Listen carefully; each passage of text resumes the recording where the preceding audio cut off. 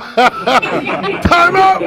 Time out! Time out! Time out! From the World Cup football excitement this evening. As we hail the new national senior 400 meters champion, 18-year-old Calabar schoolboy, Christopher Taylor, who turned back all the senior challengers to post a new personal best and national junior record of 44.86. And we're not lying.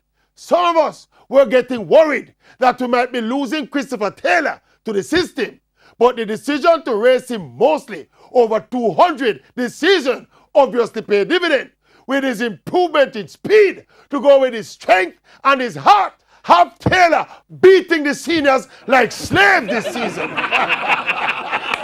So now that Taylor is doing what many expected him to be doing based on his early promise, the question now is, should Christopher Taylor go back to Calabar to run against schoolboys running 47 and 48 to try and win champs again? Or should he embark on that potentially lucrative senior professional journey?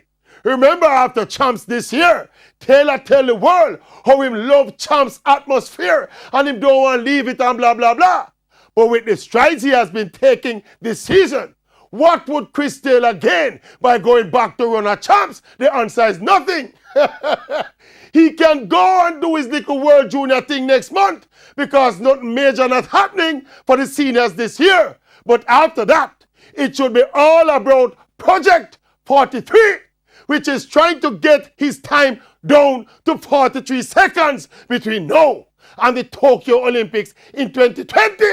I'm going to make him money plenty. Back to World Cup tomorrow.